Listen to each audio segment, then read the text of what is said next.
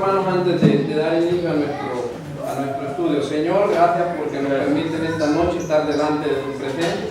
Quiero suplicarle al Señor que bendiga su palabra, que ministre nuestras vidas por medio de ella. Bendiga a mis hermanos, Señor, fortalezca las vidas de cada uno de los hogares representados en esta noche. Te pido que me ayude, Señor amado, para leer tu palabra a mis hermanos en la fe. Bendiga este hogar, Señor, bendiga esta familia y a cada una de las familias en este lugar. En el nombre de Jesús, amén. Hermanos, vamos a dar inicio al estudio de esta noche y vamos a iniciar una serie de estudios en la epístola a los Gálatas.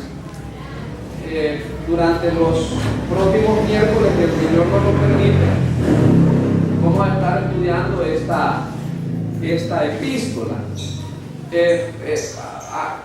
Vamos a dar una razón específica por qué estudiar la epístola a los Gálatas. Quiero decirles de que el tema principal de esta epístola o de esta carta es la defensa del Evangelio. Ese es el tema principal. Entonces, pienso que si nosotros entendemos y conocemos la doctrina del Evangelio de la gracia de nuestro Señor Jesucristo, el próximo paso a dar es salvaguardar la doctrina, salvaguardar la enseñanza. Hermanos, con qué facilidad la gente se deja sorprender por las enseñanzas heréticas, por las enseñanzas erradas. Y yo quiero decirle algo, mire. El diablo es astuto, en el sentido de que el enemigo no va a venir de una manera abierta e impositiva a violentar la doctrina sana, a violentar la sana doctrina. No va a venir de una manera así imponente a apartar la Biblia y a poner su criterio. No hace eso el enemigo, porque como decimos, es astuto. Lo que hace es corromper la enseñanza. Corromper la enseñanza. Le mete enseñanzas que no son de la palabra de Dios, sino que son enseñanzas de hombres, y el evangelio se corrompe, ¿verdad? Las personas se extravían, las personas no abrazan la sana doctrina, y esa es la estrategia del enemigo. Entonces, ¿qué debemos hacer nosotros los creyentes? Bueno, tenemos que estudiar lo que el Espíritu Santo nos ha dado para proteger la sana doctrina. Entonces, por esa razón vamos a dedicar algunos miércoles para estudiar esta carta o esta epístola. Quiero decirles que la palabra epístola es un sinónimo de carta. Una carta es lo mismo que una epístola. Por eso es que a veces, por ejemplo, aquí en esta versión dice, ¿verdad?, la epístola del apóstol San Pablo a los Gálatas. Es decir, es una epístola dirigida a los Gálatas. Y quiero decir algunas cosas muy generales, hermanos, antes de leer los versículos que vamos a considerar en esta noche. Siempre es bueno mencionar algunas generalidades. Por ejemplo, miren, la epístola, el nombre de la epístola, Gálatas, ese nombre Gálata, se deriva del nombre de una región en el Asia Menor. Ahora este lugar, hermanos, se llama Turquía, en donde estaban localizadas estas iglesias locales. Esta región a donde Pablo escribió esta carta es lo que ahora se conoce como Turquía en el Asia Menor. Un detalle interesante sobre esta carta sería esto, ¿ven? La carta a los Gálatas, o a la iglesia, a las iglesias de los Gálatas, se dirige a varias iglesias en una sola región. Es decir, es una sola región, como ya dijimos, en el Asia Menor, pero en esa región se encontraban diseminadas varias iglesias locales. Por esa razón, Y les pido por favor que desde ya, hermanos, abran la Biblia precisamente en la epístola a los Gálatas, para que vayamos revisando algunos datos de las generalidades que estamos diciendo. Por ejemplo, miren, quiero repetir esto. Les digo que la epístola a los Gálatas es dirigida a varias iglesias locales en una región, una localidad en donde estaban diseminadas varias iglesias locales, y a esas iglesias es enviada esta carta. Por ejemplo, en el capítulo número 1 y el versículo 2 de la epístola a los Gálatas dice así: y todos los hermanos que están conmigo, ¿qué dice después de la coma, hermanos? Quienes tienen abierto el pasaje, a las iglesias de Galacia, correcto. No dice a la iglesia, dice a las iglesias. Por eso hago énfasis en ese dato, que son varias iglesias locales en esa región del Asia Menor. A ellas es dirigida la carta. Y si queremos un poquito más de amplitud en este dato, lo podemos encontrar en la primera epístola a los Corintios. En la primera epístola a los Corintios, en el capítulo 16 y el versículo 1, dice así, mire, voy a leer para ustedes, para ampliar un poquito más este dato, de que es una carta enviada a un grupo de iglesias. ¿Cuántas iglesias locales? No sabemos, pero era un grupo de iglesias. Dice en el capítulo 16, versículo 1 de 1 Corintios: en cuanto a la ofrenda para los santos, haced vosotros también de la manera que ordené. ¿Qué dice después? En las iglesias de Galacia. ¿Verdad? Entonces aquí tenemos este dato, hermanos, estos versículos que nos ayudan a ver este hecho histórico. En segundo lugar, otro dato que yo quisiera compartir con ustedes: ¿quién es el autor de la epístola? Es claro identificarlo, hermano. Sí, ahí está. Es la primera palabra que aparece en la epístola. Pablo, sería el remitente, ¿verdad? El escritor de la epístola es el apóstol Pablo. Hermanos amados, yo siempre que pienso en el apóstol Pablo, la gratitud por parte de mi corazón hacia Dios, hermanos, rebosa. Porque Dios tuvo misericordia del apóstol Pablo. ¿Ah? Yo me siento, hermanos, agradecido con Dios cuando yo leo del apóstol Pablo, que el apóstol Pablo es un siervo de Dios que quizás de hecho no merecía, hermano, la gracia que Dios le otorgó. Porque solo es cuestión de pensar así. Miren, ¿quién era el apóstol Pablo?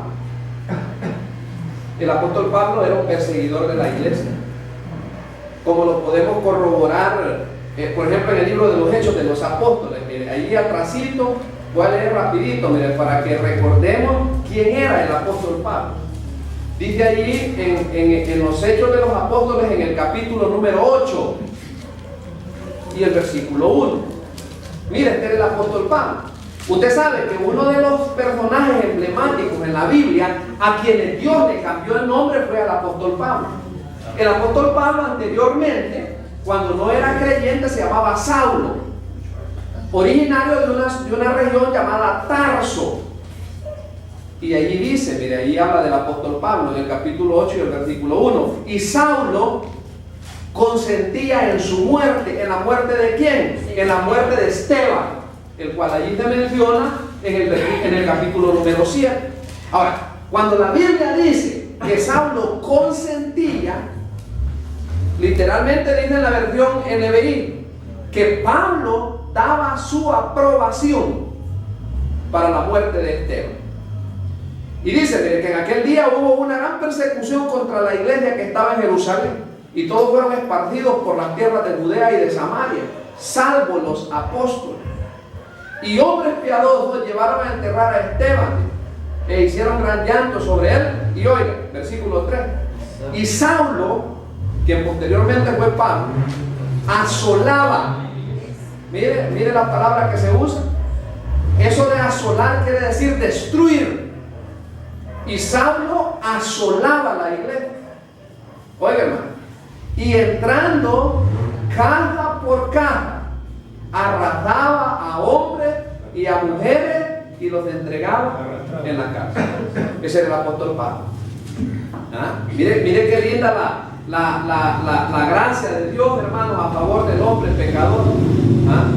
Y allí en el capítulo número 9 podemos ver el drama de la conversión del apóstol Pablo, cómo Dios trató con él. Entonces, el autor de esta epístola es ese hombre, el apóstol Pablo.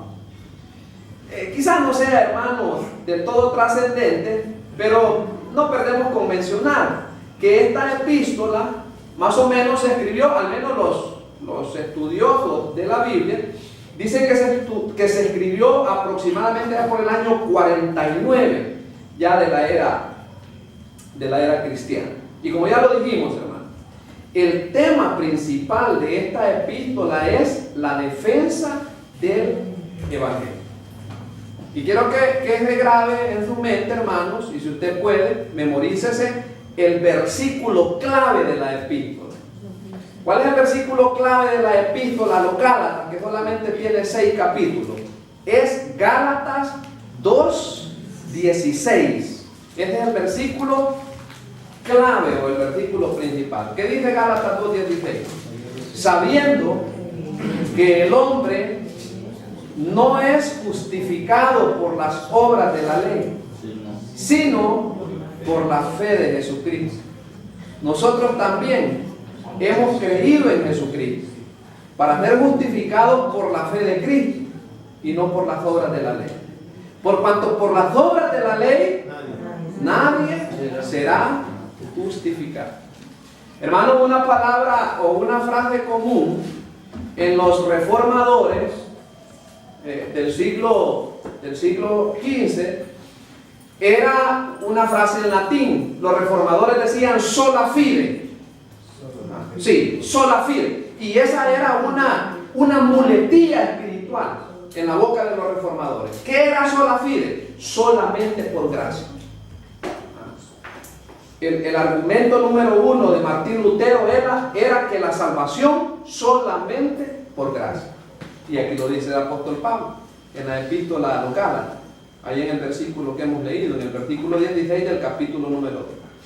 Dice que el hombre no es justificado por las obras de la ley, sino por la fe de Jesucristo. Y como ya lo decíamos el domingo, hermanos, como bien lo menciona Gálatas en otro pasaje, ¿verdad? Allá en 2:10, o perdón, en 3:10 de Gálatas, dice en el capítulo 3 y el versículo 10, porque todos los que dependen de las obras de la ley están bajo maldición, pues escrito está, maldito todo aquel que no permaneciere en todas las cosas escritas en el libro de la ley para hacer. El problema, hermano, de cuando el hombre quiere ser justificado por obras es esto, mira, de que hay quien que piensa que la ley solo son los 10 mandamientos. No, la ley no solamente son los 10 mandamientos, esa es la ley moral. Esa es la ley moral. Pero hay leyes sanitarias, hay leyes civiles. En su totalidad, todo el cuerpo de leyes mosaicas son 613 preceptos. Y yo le digo, como lo hemos visto y lo hemos ejercitado, hermano, yo le doy dinero, mire, que yo me equivoco en recitar los 10 mandamientos. A mí se me olvida. Ajá, y si yo me pongo a cumplir los 613 preceptos de la ley, no se puede. Entonces debemos alabar al Señor por la gracia. ¿Ah? Porque por gracia somos salvos. Y las obras de la ley pues no son un requisito para que nosotros santifiquemos nuestra vida. Ahora, solo quiero hacer mención de esto. Miren, básicamente habían 2 problemas en la iglesia local allá en Galacia. 2 problemas puntuales. Quizá podemos enumerar otro más, pero hay 2 problemas puntuales. Primero, ¿cuál es el problema de los Gálatas? Número 1, se habían alejado del Evangelio de la gracia. Como lo dice el apóstol Pablo, por ejemplo, en el capítulo 1 y el versículo 6. El apóstol Pablo les dice a los hermanos Gálatas: estoy maravillado de que tan pronto os hayáis alejado del que os llamó por la gracia de Cristo para seguir un evangelio diferente. Les tomó 2 años a los hermanos Gálatas para extraviarse del evangelio, para corromper la doctrina del evangelio. 2 años. Entonces, ese es el problema número 1, que se han alejado del evangelio de la gracia. Y quiero decirle algo, hermano. Los falsos maestros jugaron un papel preponderante en la desviación que sufrieron los Gálatas, los falsos maestros. Por eso es que nosotros debemos de tener mucho cuidado, hermano. ¿Ah? Yo sé que hay hombres que hablan bien bonito, ¿verdad? Bien bonito hablan, bien se les oye su retórica, ¿verdad? Y son fluidos, ¿verdad? En hablar y cuentan historias bien bonitas. Pero hay que tener mucho cuidado. Si el predicador no se basa en el principio bíblico, hay que tener mucho cuidado. Entonces, el primer problema de los hermanos Gálatas fue eso, que se alejaron del evangelio de la gracia. Se habían alejado del evangelio de la gracia, pero había un segundo problema. ¿Cuál era el segundo problema o la segunda falla que el apóstol Pablo encontró en la vida de los hermanos en la iglesia de Galacia? Que habían abrazado la falsa enseñanza del legalismo. El domingo explicamos lo que es el legalismo. Dijimos que el legalismo es la actitud mental que pretende ganar méritos delante de Dios por medio de ritos religiosos, tales como la circuncisión o las buenas obras. ¿Qué les pasó a los Gálatas? Les pasó eso, que habían abrazado la falsa enseñanza del legalismo. A lo que se le llama los judaizantes, los habían persuadido para que creyesen que a la obra de Cristo en la cruz del Calvario había que agregarle la circuncisión. ¿Ah? Y ya se había puesto entera de duda el hecho de que si el evangelio era suficiente para la salvación. Y estaban mandando a los creyentes nuevos a que se circuncidaran, a que se cercenaran la piel. Ahora, alguien puede decir, sí, pero eso no tiene que ver con nosotros, pero es igual, hermano. ¿Ya? Es igual, porque las iglesias contemporáneas, fíjense cómo es, hermano. Es que, como ya dijimos al principio, el diablo es sagaz. La salvación es por gracia. ¿Ah? Como bien dice Efesios, por gracia soy salvo, por medio de la fe. Está bien, algunos creyentes creen que la salvación es por gracia, pero creen que para la santificación son necesarias las buenas obras, que son un requisito, y que por medio de las buenas obras es que nosotros hacemos posible la santificación. La Biblia dice que es por la fe, que el proceso de la santificación también es por la fe, pero repito, por la injerencia de maestros del enemigo o los falsos maestros, las personas creen cosas diferentes. Entonces, hermanos, vamos a leer los primeros versículos de la epístola a los Gálatas.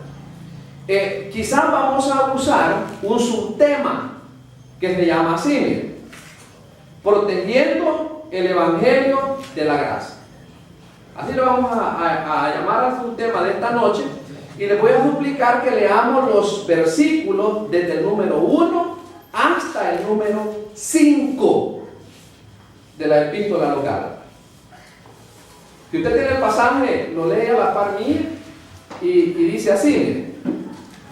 Capítulo 1, versículos del 1 al 5.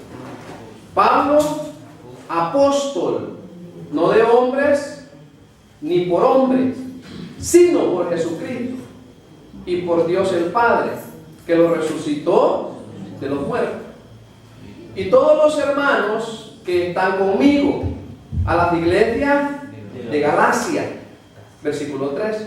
Gracia y paz sean a vosotros, de Dios el Padre y de nuestro Señor Jesucristo, el cual se dio a sí mismo por nuestros pecados, para librarnos del presente siglo malo, conforme a la voluntad de nuestro Dios y Padre, a quien sea la gloria por los siglos de los siglos. Amén. Entonces, hermanos, ya dijimos que el escritor de la epístola es Pablo, el apóstol Pablo. Ahí está. Es interesante, mi hermano, que antes de la conversión de Pablo, ya dijimos que se llamaba Saulo. Mire qué interesante. El nombre Saulo significa engrandecido. Y yo quiero repetir ese hecho, hermano, ese dato. Pablo es uno de los pocos siervos del Señor a quienes Dios les cambió el nombre.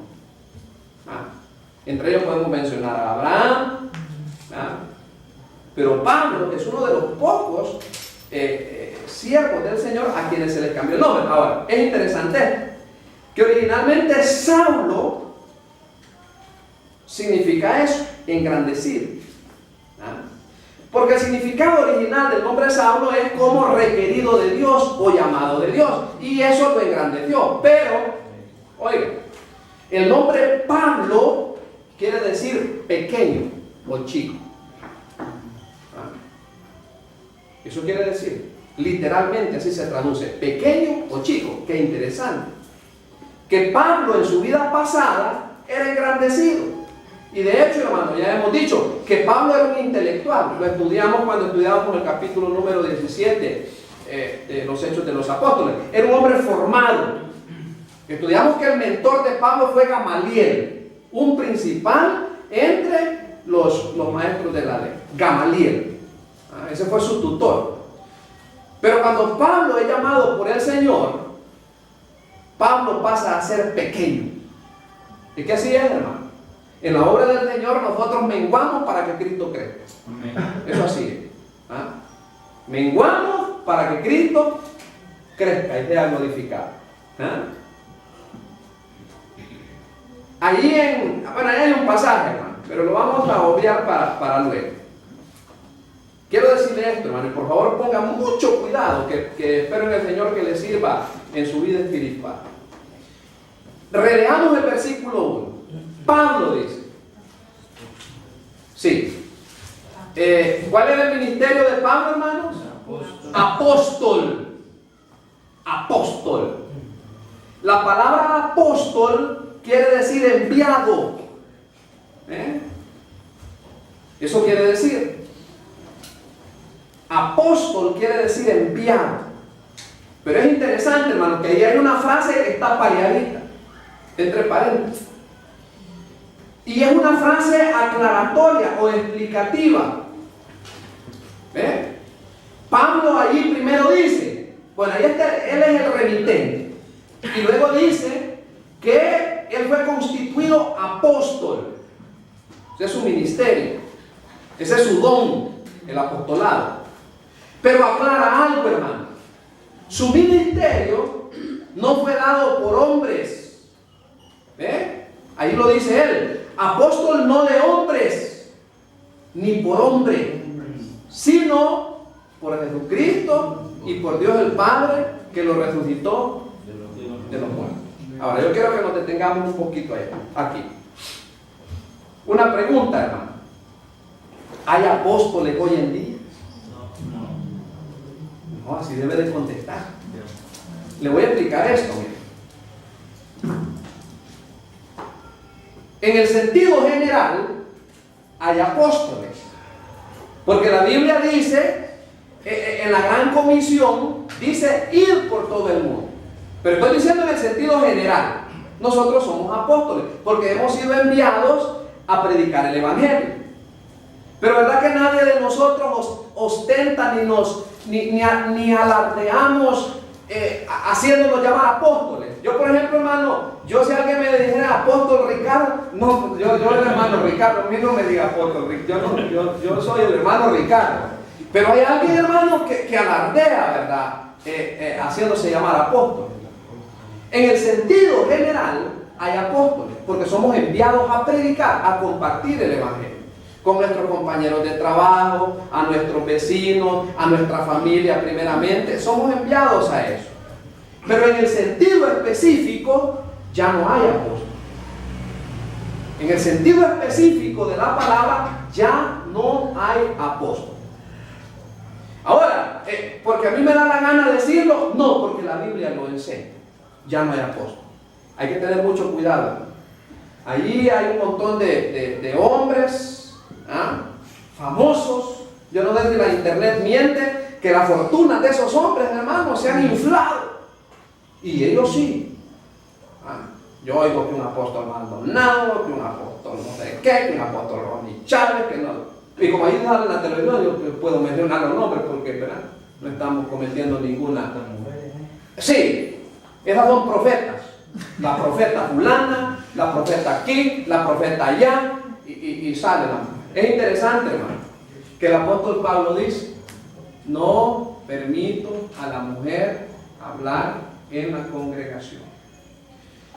Este es otro tema, hermano. No estamos diciendo que las hermanas no pueden. No, lo que la palabra de Dios dice es que la mujer, cuando haya un hermano que haga uso del púlpito, por supuesto que las hermanas pueden enseñar en el ministerio de los niños, pueden tener ministerio con las mujeres, pero asumir el papel de un pastor para exhortar a la congregación, para dirigir la palabra de Dios a la congregación, la palabra de Dios no enseña eso, ¿verdad? Perdone, pero no es eso lo que estamos diciendo. Estamos concentrados en esto. Pero mire cómo el enemigo, hermano, ha corrompido y sigue queriendo corromper la enseñanza de la palabra de Dios. El apostolado tiene requisitos. Por eso estamos diciendo que en el sentido específico ya no hay apóstoles. Un apóstol tiene requisitos. ¿Cuál es el requisito principal de un apóstol? Un apóstol tiene que haber sido personalmente nombrado por Jesucristo. ¿De dónde sacamos eso? Bueno, veamos el versículo número 1 de Gálatas. Ahí lo dice el apóstol Pablo, hermano. Dice: Pablo, apóstol, no de hombres, ni por hombre. ¿Quién lo comisionó? Jesucristo, por Dios el Padre, que lo resucitó de los muertos. A Pablo lo comisionó el Señor Jesucristo. Pero veamos otros pasajes para que le pongamos más detalle a este punto. Miremos lo que dice Hechos. Estamos diciendo, hermano, que una de las características o un requisito de un apóstol es que tiene que haber sido personalmente nombrado por Jesucristo. ¿Qué dice en el libro de Hechos? En el capítulo número 26. Sí, el capítulo número 26 y el versículo, si quiere leamos desde el versículo 13, para que veamos cómo fue Cristo el que nombró personalmente al apóstol Pablo como apóstol, para el ministerio del apostolado. Dice Hechos 26:13: cuando a mediodía, oh rey, aquí lo que Pablo está haciendo es relatando su conversión a Agripa. Entonces dice: cuando a mediodía, oh rey, yendo por el camino vi una luz del cielo que sobrepasaba el resplandor del sol, la cual me rodeó a mí y a los que iban conmigo.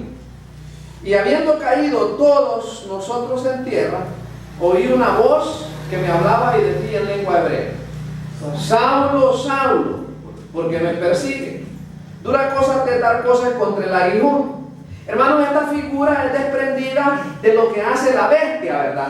Que la bestia, cuando el boyero o el que lleva los bueyes la va apoyando para que se apure, la bestia tira coces o cosea, ¿verdad? patea así para atrás, es una cosa, o es una patada de bestia, es una cosa. Entonces le dice el Señor a Pablo: dura cosa te dar cosas contra el aguijón, como quien dice, a ti mismo te estás hiriendo, te estás haciendo daño a ti mismo. Versículo 15, yo entonces dije: ¿quién eres, Señor?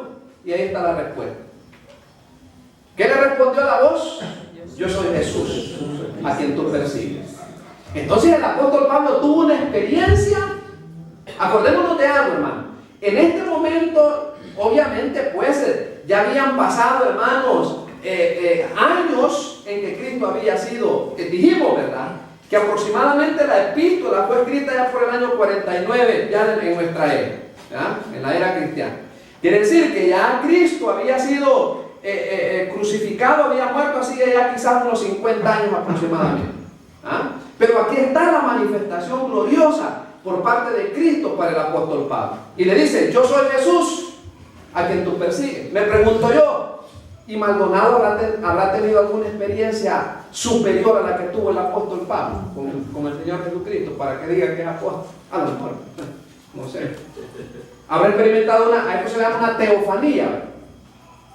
Tendría que comprobarlo, ¿verdad?, a los que les gusta que le llamen apóstoles para que les demos el crédito. Versículo 16, pero levántate y ponte sobre tus pies. Aquí está la comisión. A partir del versículo 16 está la comisión que Pablo recibe por parte del Señor. Porque para esto he aparecido a ti. Y para ponerte, ¿por qué le dice? Por ministro y testigo de las cosas que a ti. Y de aquellas en que me apareceré a ti. Ahí está, hermano, la manifestación literal, inobjetable de Cristo para el apóstol Pablo. Librándote de tu pueblo, dice, y de los gentiles a quienes ahora te envío. ¿Para qué abran sus ojos? Para que se conviertan de las tinieblas a la luz y de la potestad de Satanás a Dios, para que reciban por la fe que es en mí perdón de pecado y herencia entre los santificados. Entonces dijimos que un requisito de un apóstol es que haya sido personalmente nombrado por Jesucristo. ¿Fue el apóstol Pablo personalmente nombrado por Jesucristo? Sí, aquí está. Por supuesto, hermano, que podemos revisar otros pasajes. Si usted revisa Mateo capítulo número 10 y el versículo 1, allí está el pasaje cuando el Señor Jesucristo nombró a sus apóstoles, sus 12 apóstoles.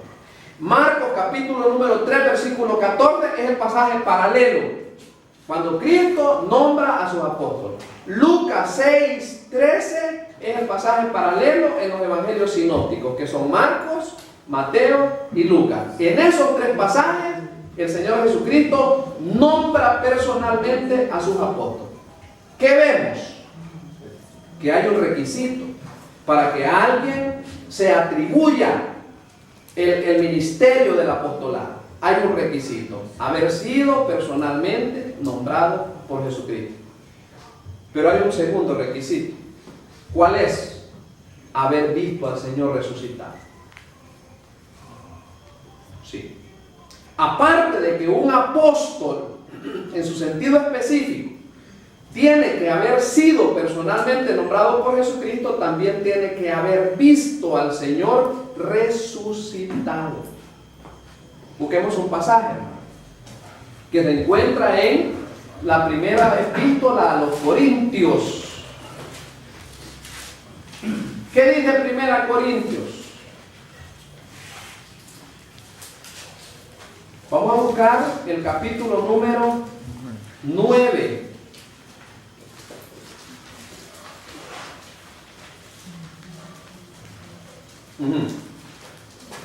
Capítulo 9 de Primera Corintios, versículo 1. Preguntamos esto, usted sabe, ¿quién escribió la epístola a los Corintios? Pablo, ¿verdad? Pablo. ¿Y qué dice el apóstol Pablo en el capítulo 9 y el versículo 1? Exacto, no soy apóstol, no soy libre. Mire la siguiente pregunta: ¿no he visto a Jesús, el Señor nuestro? Ahí está, haber visto al Cristo resucitado.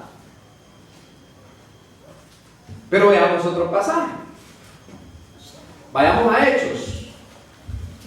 Capítulo número... ¿Quiero ver? Sí. Capítulo número 1 de Hechos. El apóstol Pablo no participa aquí, por supuesto, pero estamos haciendo, hermanos, un recuento de algunos pasajes en donde se ve que los apóstoles fueron testigos oculares del Cristo resucitado, o vieron al Cristo resucitado. Entonces, ¿qué dice en Hechos capítulo número 1, a partir del versículo número 2? Dice Hechos 1:2. Hasta el día en que fue recibido arriba, oiga esto, después de haber dado mandamientos por el Espíritu Santo, ¿a quién?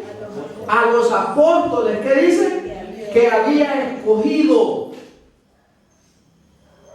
Y sigue diciendo el versículo número 3, a quienes también, después de haber padecido, se presentó. ¿Cómo se presentó? Vivo, con muchas pruebas indubitables, apareciéndosele durante 40 días y hablándoles acerca del reino de Dios.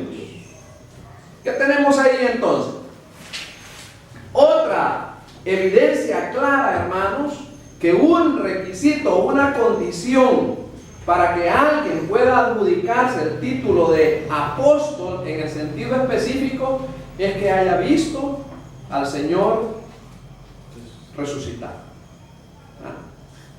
Luego, hermanos, podemos hacer mención de otra, quizás de dos características que ocupan una posición no menos importante que las dos anteriores. Por ejemplo, mire, siempre se ve que los apóstoles realizan una inspiración especial al explicar y al escribir la Escritura, lo que vemos del apóstol Pablo. Y podemos decir también que los apóstoles ejercían una autoridad suprema. Y aquí tenemos el pasaje. Los apóstoles ejercían una autoridad suprema. Es más, hermano, no hay un don superior al apostolado. Es el don para la iglesia del tiempo de la gracia supremo. Es el don supremo, el apostolado. Y los apóstoles, en su sentido específico, como ya dijimos, ejercían una autoridad suprema, como bien lo dice el versículo 8 del capítulo 1. Pero recibiréis poder. Esas palabras se las dice el Señor a los apóstoles. Ahora, hermano, siendo que necesitamos quedar quizás muy bien documentado con relación a esto, yo quiero que veamos un pasaje más. Este pasaje nos ayuda a concluir que definitivamente no es cualquier persona que le va a encaprichar y le va a poner el rótulo de apóstol y que ya va a ser apóstol. No es así. Por ejemplo, mi hermano, con el auxilio del Espíritu Santo, estudiemos o leamos unos versículos siempre del capítulo número 1. Mire qué interesante. De Hechos, siempre en el capítulo número 1 de Hechos, dice, mire, este pasaje nos ayuda a documentar o a fortalecer la enseñanza, hermanos, de que los apóstoles, el ministerio del apostolado se terminó. Y así lo debemos de concluir. ¿Qué pasó con el ministerio del apostolado en su sentido específico? Se terminó. Ya no hay apóstoles. Los apóstoles fueron 12 y nada más. Veamos lo que dice el pasaje, siempre de Hechos, capítulo 1 y el versículo número 21. Y si usted quiere, hermano, tome nota, ¿verdad? Tome nota o recuerde, hermano, yo sé que hay hermanitos que tienen una mente fotográfica, ya quisiera yo tener esa mente, pero no necesito yo andar notas aquí porque a mí se me olvidan las cosas. Pero si usted, hermano, necesita tomar nota, tome nota.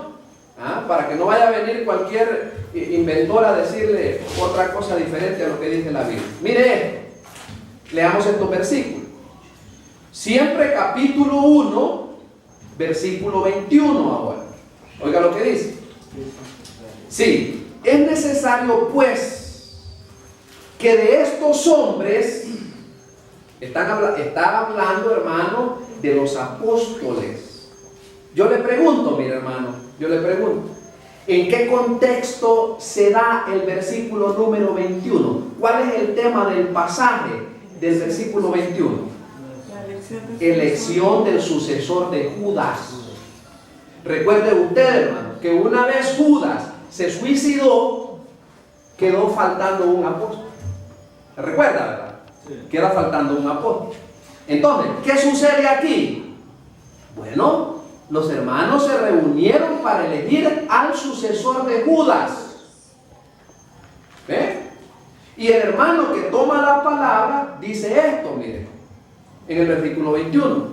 Es necesario, pues, que de estos hombres que han estado juntos con nosotros todo el tiempo que el Señor Jesús entraba y salía entre nosotros, están hablando de los apóstoles, hermano. Versículo 22. Comenzando desde el bautismo de Juan hasta el día en que de entre nosotros fue recibido arriba, cosa que sucedió en el versículo 6 en adelante. ¿Ven? Allí sucedió. Este acontecimiento ahí está cerquita. Y están diciendo los hermanos que desde el bautismo de Juan, dice, hasta el día que fue recibido arriba, se contabilizan aproximadamente 3 años y medio del ministerio de Cristo, hermano. Y dice que durante todos esos años, durante todo ese tiempo, dice que estuvieron juntos. Ahora dice en el versículo 22, la última parte, uno se ha hecho testigo. Oiga, hermano, uno se ha hecho testigo con nosotros, es decir, con nosotros 11, exacto, de su resurrección. Versículo número 23. Y señalaron a 2. ¿A quiénes? A José, a quien le llamaban Barsabás, y que le decían por sobrenombre Justo. ¿Y a quién más? A Matías, correcto. Es decir, de entre los hermanos fieles, de entre los hermanos que estaban ahí fieles, para elegir al sustituto de Judas, se tenían 2 cartas. Sería una dupla esta, ¿va? Aquí hoy se habla de una terna, dicen, pero es una dupla. Entonces, se tenían a dos posibles candidatos. Uno se llamaba José y el otro se llamaba Matías. Miremos lo que pasó en el versículo 24. Y orando dijeron, tu Señor, que conoce los corazones de todos, muestra cuál de estos 2 has escogido. ¿Para qué? Para que tome la parte de este ministerio y apostolado. ¿De que cayó quién? Judas, el traidor. Ahí dice, por transgresión, para irse a su propio lugar. Hermano, yo no sé, será que mi entendimiento es abusivo, pero para mí ya no hay espacio para otro apóstol aquí. Están escogiendo a un sucesor de uno. Por eso yo pregunto nuevamente, y estos hermanos, estas personas que se hacen llamar apóstoles, ¿acaso no tendrán conocimiento de este pasaje? ¿Ven? Y dice el versículo número 26, y les echaron suertes, y la suerte cayó ¿sobre quién? Matías. Sobre Matías. Y fue contado ¿con quiénes? Con los 12 apóstoles. ¿Verdad, hermano? Que no hay lugar a duda. Bueno, pues, ¿cómo hacemos? Pues la palabra de Dios aquí nos está dando el dato. No hay lugar a dudas, hermano. Ya no hay apóstoles. Fulano, ¿verdad? Fulano, que ostentan, ¿verdad?, el título de apóstol. No hay apóstoles ya. Se terminó el ministerio del apostolado en su sentido específico. Ahora, hermano, óigame bien eso. Fíjese en esto, que interesante. Como decía un maestro de Biblia, y me llamó la atención lo que decía.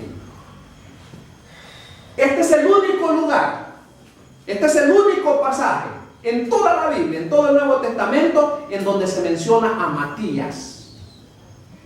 Matías nunca ejerció el ministerio. ¿Quién lo ejerció? Pablo. Eso, hermana, sí, rapidito.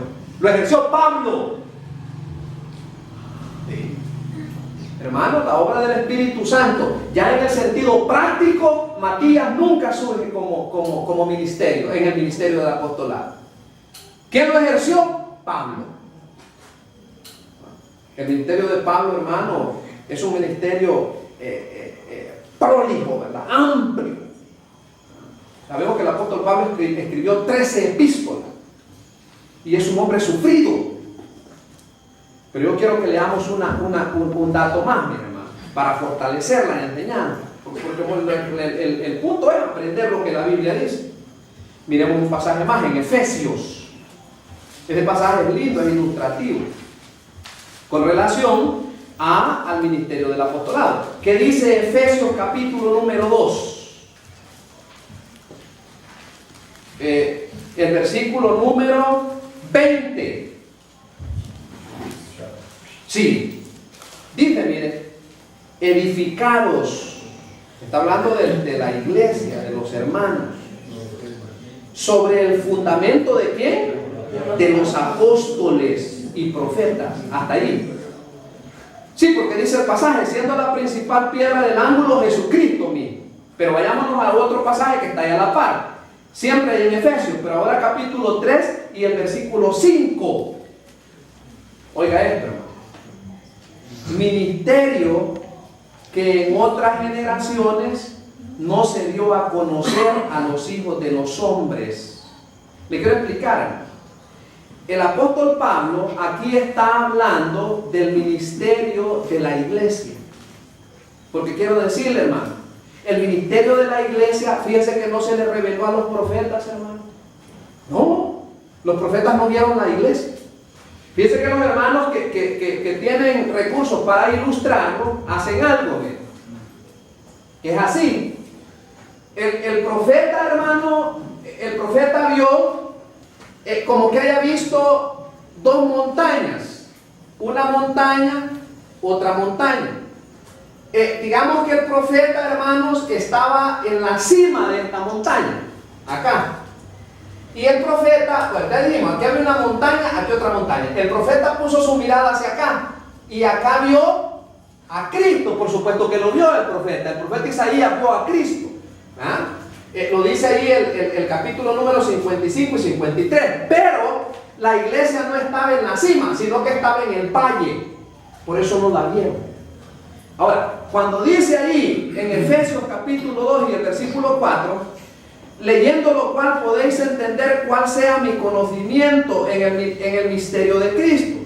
Misterio, dice, que en otras generaciones no se dio a conocer a los hijos de los hombres. Repito, el ministerio de la iglesia. Ahora, mire lo que dice después de la coma. Como ahora es revelado, ¿a quién? A sus santos apóstoles y profetas por el Espíritu. Y después el versículo 6 enriquece la ilustración que traté de hacer ahí. Que los gentiles son coherederos y miembros del mismo cuerpo y copartícipes de la promesa en Cristo Jesús por medio del Evangelio. ¿Pero a través de qué? A través de la iglesia. Los profetas no vieron la iglesia. ¿Qué ministerio más bello? Y nosotros somos parte de esta bendición. Ahora bien, hermano, yo quiero hacer una observación interesante. Fíjate, hermano, que cuando yo veo en la televisión eso de los apóstoles, salmistas, dicen allí, ¿verdad? Eran cantantes, hombre, ¿verdad? Los hermanos que vienen a cantar, pero hay salmistas. Como que la idea es, hermano, hacer alarde, ¿verdad? De nombres, de títulos, para que la gente se sorprenda. Es interesante esto, hermano. Yo me informo por lo que dice ahí los medios de comunicación, la internet. Esos apóstoles, hermanos, son gente que ha prosperado a causa del Evangelio. Pero sí, yo no sé, hermano, pero ahí dice la internet. Pero yo estoy consciente, hermano, que el ministerio, que Cristo, que el Evangelio a mí no me va a enriquecer. Estoy consciente de esto. Ni tampoco estoy aquí por eso. No, yo no, hermano. Yo nací pobre y Cristo me lleva a su presencia pobre, gloria sea al Señor. Pero mire la experiencia de Cristo. Es que nosotros hay que ilustrarnos por la Biblia, hermanos. Por eso es que tenemos que estudiar la palabra de Dios. ¿Qué dice Mateo acerca de la economía y de la riqueza de nuestro Señor Jesucristo? ¿Qué dice Mateo capítulo 8 y el versículo 20? Para que comparemos al Señor Jesucristo y a los magnates espirituales contemporáneos. ¿Qué dice? Mire, yo leí que un hombre, mire, de esos famosos que hasta un show nocturno tiene ahora, él tiene su jet privado. Sí, ese hombre tiene su jet, su avión privado. Yo vi la fotografía de unas mansiones de esos hombres. No, hermano, y comparémoslo con Cristo. ¿Qué dice Mateo 8:20, hermano? Jesús le dijo: sígueme. No es el pasaje. ¿A dónde está Mateo 8:20? Estoy leyendo otro. Sí. Mateo 8:20. Estaba confundido, estaba leyendo 22. ¿Qué dice el 20? Jesús le dijo: las zorras tienen guarida y las aves del cielo nido, mas el Hijo del Hombre no tiene dónde recostar su cabeza. No se compara, ¿verdad?, con los magnates. Quiere decir, hermano, que mi situación es mejor que la de Cristo en cuanto a eso. Porque al menos tengo una almohadita bien galante, suavecita, que me la compró ella en $5, parece que la compró en la bomba. Suavecita, que es de plumita. Tranquilo. Y Cristo dice que no tenía dónde recostar la cabeza. Hermano, ¿cómo fricciona, verdad, la prosperidad de los fulanos con la situación de Cristo? Pero no solo eso, hermano. Veamos otro pasaje. ¿Qué dice Hechos capítulo 3? Ya vamos a terminar. Hechos capítulo 3. Solo estamos haciendo un contraste, hermano, con la prosperidad de los ministros contemporáneos y nuestros hermanos. ¿Qué dice Hechos 3? Y el versículo 6. Usted sabe que el contexto de ese pasaje es cuando Pedro y Juan hicieron un milagro de la curación de un cojo. ¿Qué dice el versículo 6? Mas Pedro dijo: no tengo plata ni oro.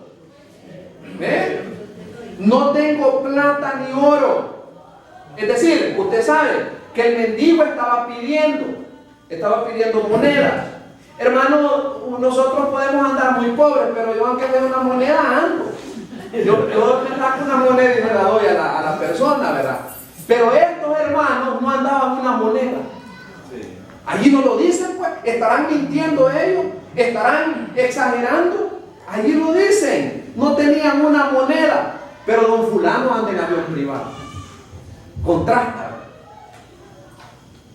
Pero lo que yo quiero que veamos, y con esto vamos a terminar. Fíjense bien. Una de las herejías que se cometen es un evangelio llamado el evangelio, hermano, de la prosperidad, que lo predican ahí.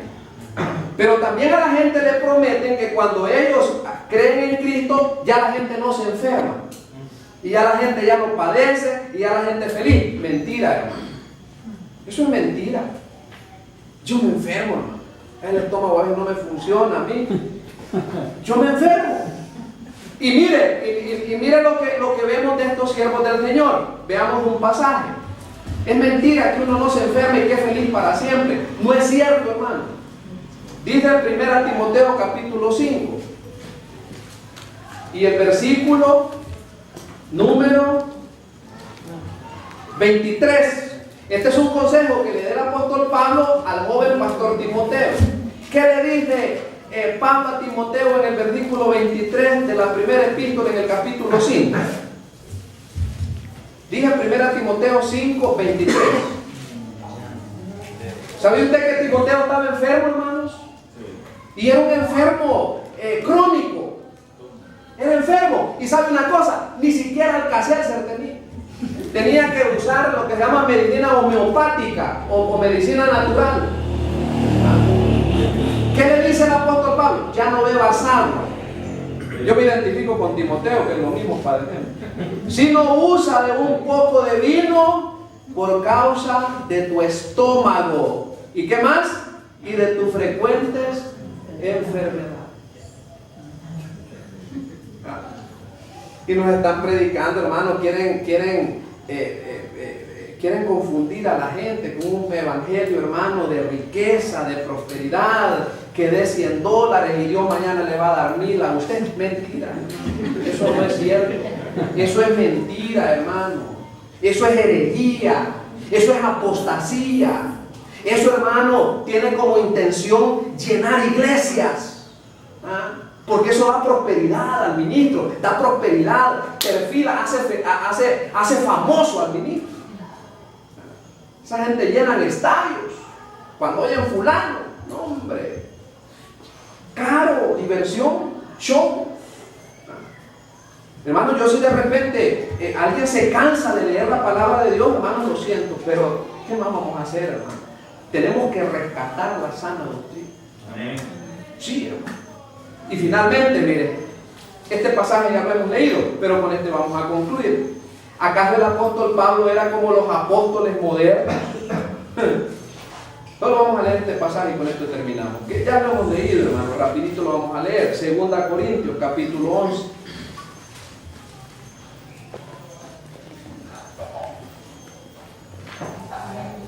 Voy a leer rapidito, hermano, para que terminemos, porque ya se nos hizo tardecito. ¿Qué dice 2 Corintios capítulo 11? ¿Cómo se llama el pasaje, hermanos?